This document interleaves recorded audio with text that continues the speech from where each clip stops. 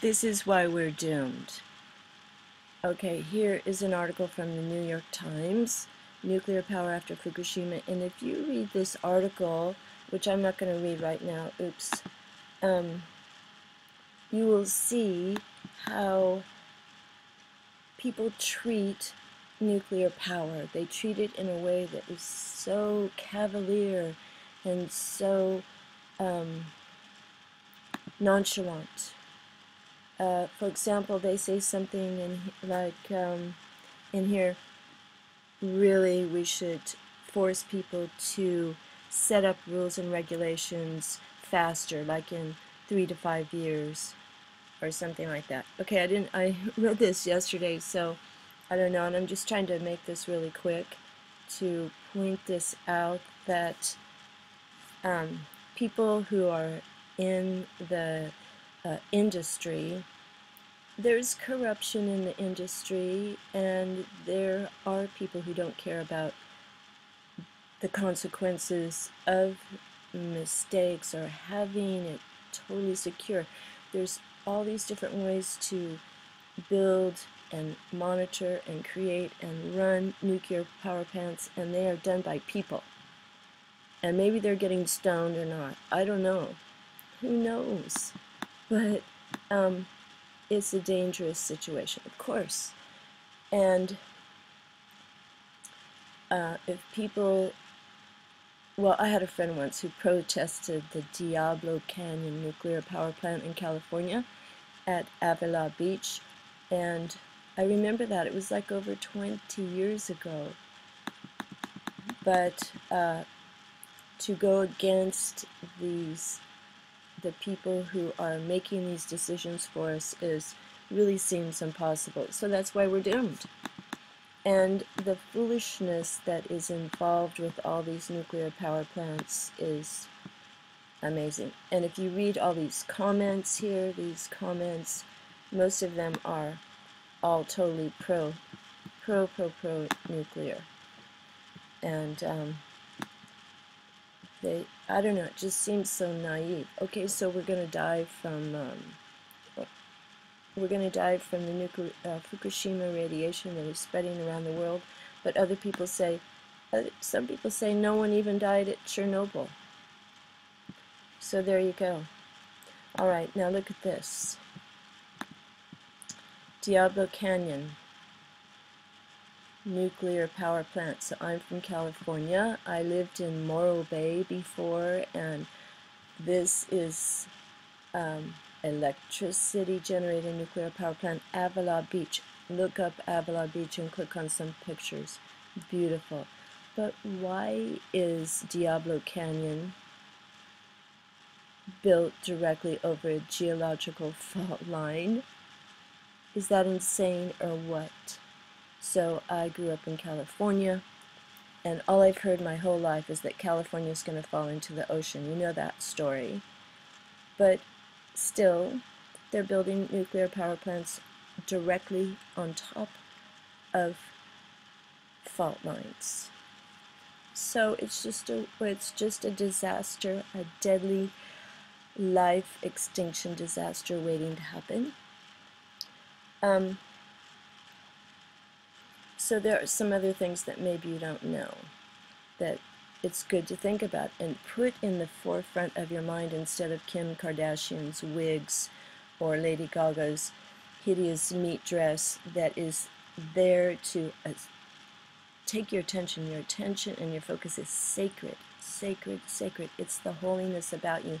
So be careful about having these things rob you and plant seeds in your mind. Take charge, take back all your power.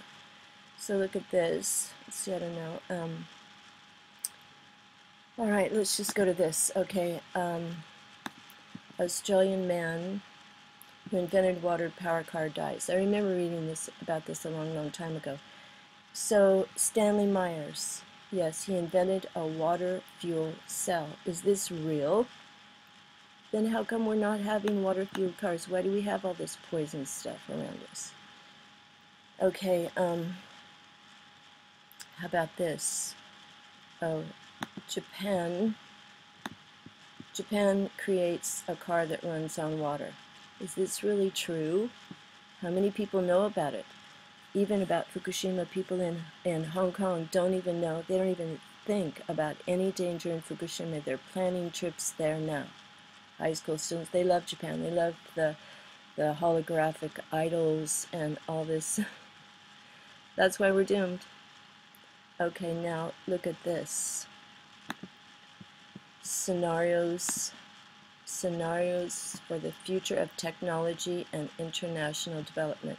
Just put this in your Google browser and go to it, find this page, and click on the PDF, go to page 34, where they talk about this, they project scenarios, they're seeing the future, and what they say in there is they talk about the future in the past tense. So for example, they say, oh, the 2012 Olympics in London, when 13,000 people died, was a terrible tragedy. Okay, you get it? They're talking about the future in the past. These are scenarios, and this is made by the Rockefeller Foundation and Global Business Network and the Monitor Group. Okay, they talk about wise scenarios. But you know what? Scenarios are stories. They're telling stories. And stories we tell tend to come true. So they're planting seeds. So maybe all these things that maybe our minds are so powerful and we get images in our mind, and that's what produces it. So we have to use everything is consciousness and energy.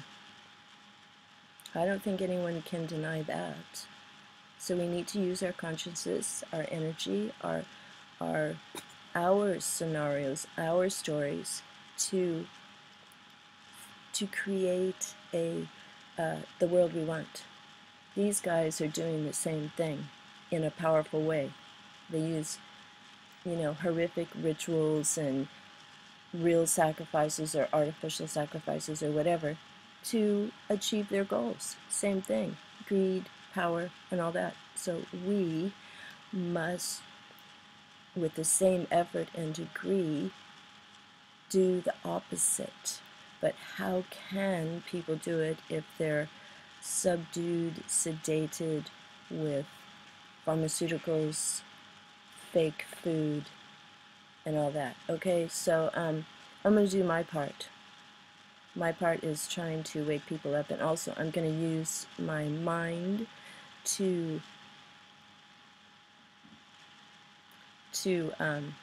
focus on glorious things, noble thoughts, noble ideas, and noble feelings. I'm training myself to do that now by awareness. And if Buddhist yogis can lower their heartbeat, make a grove of trees disappear, then people would do well to realize that their instrument that they possess, their human body, their mind, all of this is a powerful instrument in the world for good, or you could say evil, but I don't know. Okay, let's say destruction and creation. Okay, happiness and health. But we're all going to die. That's why we're all doomed anyway. So it all depends on how you want to look at it. So pretend like this is the last day of your life. Don't pretend it too much, or it could be. But with a kind of balance so that you are utilizing every ounce of your ability to love everyone, even everyone you see as stranger. Project in your mind, love that person. Try something. Try to do something. Take charge, okay? Don't wait. And you can look up some of these things. And thanks for watching. Have a beautiful day. And once you start choosing, what I do, I go to my higher self, the Holy Spirit, or whatever, and I just go, show me, show me, use my life. This is what Oprah did, and I kind of got that idea from her. I just start, you know, asking the ether, God, whatever, and I go, just use me in this life. I mean, isn't that great if we could be used for a higher and true purpose? Well, something to think about. So I wish you all well and have a beautiful day wherever you are. Thanks for watching.